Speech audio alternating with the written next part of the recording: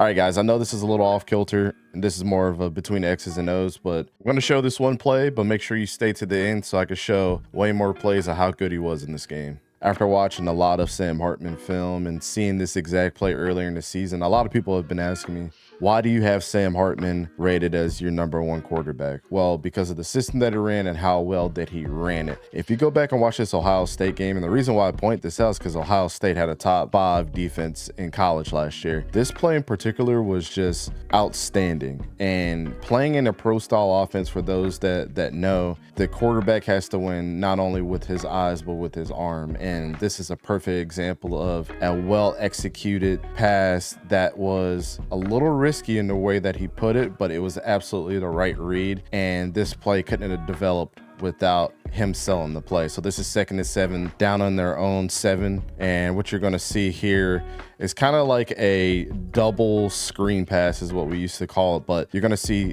this wide receiver kind of run a bubble screen. This tight end is going to cheat inside and try to take either one of these two guys out and take them with him. And this is going to be actually Sam Hartman's second read here. This guy's going to move in motion and totally do kind of like a variation of a crack screen. And then this is the target that's going to go right up the seams. So what you're seeing is a lot of DBs out here. What you're going to see is Jack Sawyer kind of playing the flat. 𝗕𝘂𝘀𝗶𝗶𝗀𝗀 was really the middle linebacker that was red here. And this is the guy that we want to sell all over the place. So watch how beautifully this is executed by Sam Hartman. So he gets his motion guy, sets up that little stutter. I want y'all to pay attention to that little stutter step. And watch 𝗕𝘂𝘀𝗀𝗀𝗀𝗀 right here. That little stutter over is making him think that this was going to be that crack screen. As you see that he steps already. Then he moves to the other side, to the guy that's running the bubble screen. Jack Sawyer's on him. That's not going to work.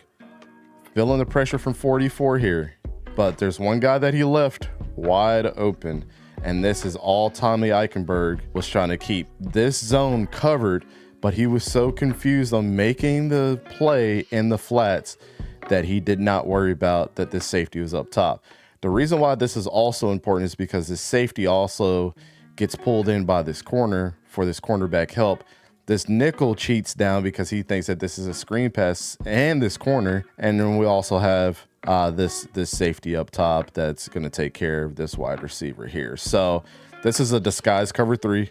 Let's just go back and, and watch how beautifully this gets executed here. Looks left, looks right, throws this ball right in the middle, and he's out for the races. Now let's slow this down on the other side of things. Again, the importance here, feeling pressure from 44.